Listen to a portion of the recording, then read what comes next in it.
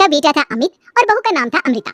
सुमित्रा जी की बहू की बातें सुनकर ऐसा लगता था कि जैसे वो बहुत इंटेलिजेंट है, क्योंकि उससे कभी भी कोई भी सवाल पूछो फट से जवाब दे देती थी।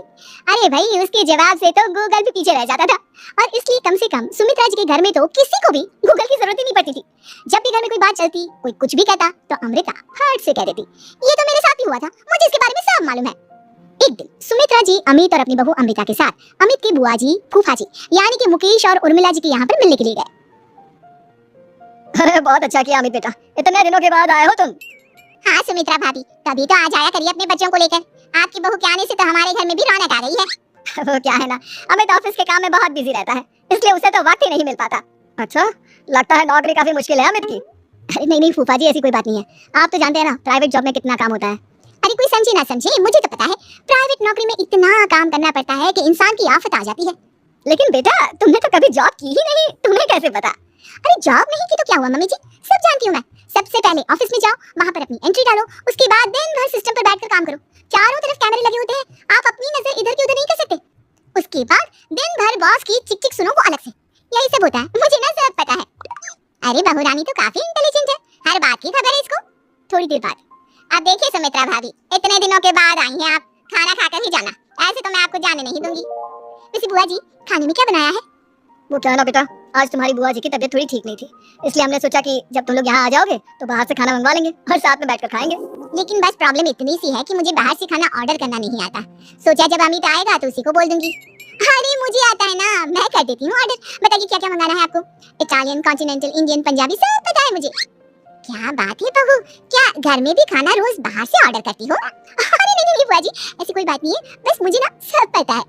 कोई बात नहीं अमृता, मैं अपने फोन से ऑर्डर कर देता हूँ। अरे क्या बात है, आजकल ऑनलाइन डिलीवरी पर कोई ऑफर नहीं चल रहा है, वरना काफी पैसे बच जाते। कैसी बात करते हैं अमित, मैं कह रही हूँ ना मुझे सब पता है। मुझे एक बहुत अच्छा ऑनलाइन डिलीवरी वाला मालूम है, जहाँ पर 50% ऑफ मिल जाएगा। और आज तो वैसे भी फ्राइडे है ना, फ्राइडे को तो उस पर 50-70% ऑफर मिलता ही मिलता है। अरे क्या बात है, इसके बारे में तो मुझे पता ही नहीं था। अरे बेटा, जिस चीज के बारे में किसी को पता नहीं होता, हमारी बहू को पता होता है। एक काम कर, तू उसी को ऑर्डर करने दे। क्या बात है अमृता बेटा, तुम तो बहुत इंटेलिजेंट हो, सब कुछ जानती हो। कुछ दिनों के बाद सुमित्रा जी की कुछ सहेलियां उनसे मिलने के लिए आती हैं। अरे सुमित्रा बहन कैसी हो, बहू कैसी है तुम्हारी?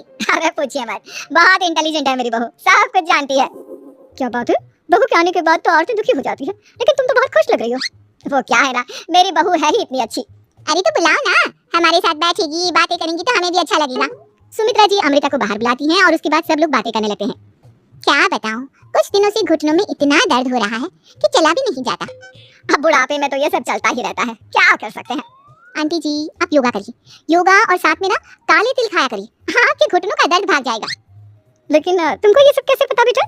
अरे मेरे भी घुटनों में दर्द होने लगा था, मैंने योगा किया और काले तिल के साथ गुड़ मिलाकर उनके लड्डू बनाकर खाए, एकदम ठीक हो गए मेरे पैर। अमृता ये तुम क्या कह रही हो, इतनी कम उम्र में तुम्हारे पैरों में दर्द कैसे हो सकता है? अरे मम्मी जी सच कह रही हूँ, एक बार अगर कोई ये नुस्खा अपना लेना बस मजा आ जाए।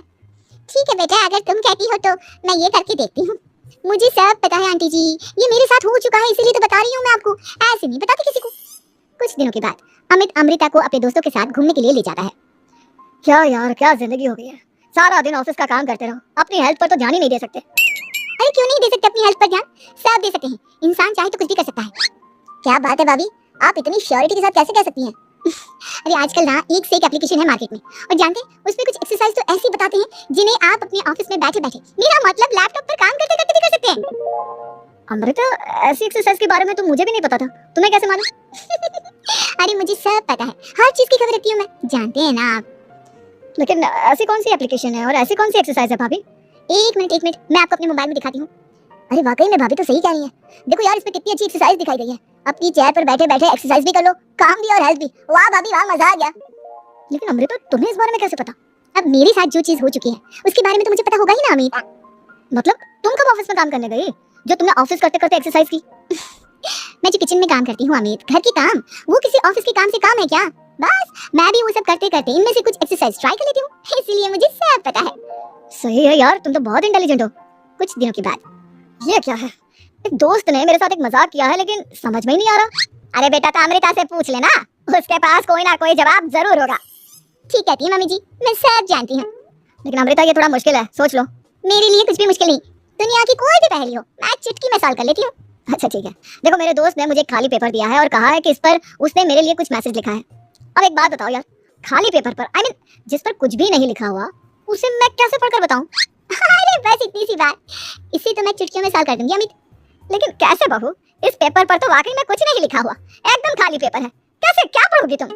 अमित एक छोटा सा काम करो, जल्दी से एक मोमबत्ती लेकर आओ। अरे बहू, पेपर में आग लगाने का इरादा है क्या? नहीं मम्मी जी, इस पेपर पर अमित के दोस्त का लिखा हुआ मैसेज पढ़ने का इरादा है। अमित कैंडल लेकर आता है। अब ना बस इस पेपर को धीरे धीरे कैंडल के ऊपर घुमाते रहो, देखना 2 ही मिनट में मैसेज आपकी आंखों के सामने होगा। अच्छा ठीक है, मैं ऐसा करके देखता हूँ। 2 मिनट के बाद। अरे वाकई में इस पर तो अक्षर बनने लगे, लेकिन ये हुआ कैसे? और अमृता तुम्हें कैसे पता? बात सिंपल है मम्मी जी, अमित के दोस्त ने नींबू के रस से मैसेज लिखकर उसे सिखा दिया। अब अगर मैसेज पढ़ना हो ना तो पेपर को आग के सामने ले जाओ और लेटर्स अपने आप उभर कर आ जाते हैं। वाह बहू, लेकिन तुम ये सब कैसे जानती हो? अरे मम्मी जी, जब मैं छोटी थी ना तो अपनी सहेलियों के साथ ऐसे ही गेम खेला करती थी। ये तो मेरे साथ कितनी बार हो चुका है, मुझे सब पता है। थैंक यू यार अमृता, तुम्हारी वजह से हमें कुछ भी सोचने की जरूरत ही नहीं पड़ती, तुम सब कुछ बता देती हो। कुछ दिनों के बाद सुमित्रा जी को अमृता के प्रेग्नेंट होने की खुशखबरी मिलती है और सुमित्रा जी अमृता को डॉक्टर के यहाँ लेकर जाती है। देखिए सुमित्रा जी, आपकी बहू की तबीयत बिल्कुल ठीक है, किसी भी तरह की चिंता करने की कोई जरूरत नहीं है, लेकिन हाँ उनको आयरन वाली डाइट खाने की बहुत जरूरत है। ठीक है डॉक्टर साहब, आप बता दीजिए मैं अपनी बहू को क्या क्या खिलाऊं ताकि उसकी तबीयत ठीक रहे और आने वाले बच्चे की भी। अरे मम्मी जी, इसमें डॉक्टर से पूछने की क्या जरूरत है, किशमिश है, अनार है, पालक है, ये सब खाना चाहिए, आयरन का लेवल बिल्कुल बराबर रहता है। अरे वाह, आपकी बहू तो सब कुछ पहले से ही जानती है। ये तो बहुत अच्छी बात है। देखो आयरन के साथ तुम्हें कैल्शियम भी खाना होगा, जानती हूँ मैं।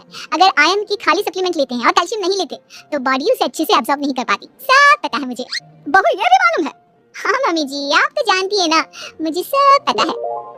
आपकी बहू की बातें सुनकर अच्छा लग रहा है। मुझे ऐसी बहुत कम लड़कियां मिलती हैं जिन्हें इतनी नॉलेज होती है, सारे सवालों के जवाब देती है। और हमारे इंडिया में तो वैसे भी हालात बहुत खराब है। बिल्कुल ठीक कह रहे हैं आप डॉक्टर साहब, लेकिन मैं उन लड़कियों की तरह नहीं हूँ, बहुत ख्याल रखती हूँ मैं हर चीज का। और जानती हैं आप, हमारे घर में तो किसी को किसी चीज के बारे में गूगल करने की जरूरत ही नहीं पड़ती। बिल्कुल ठीक कह रही है अमृता, अरे कुछ भी पूछ लो इसे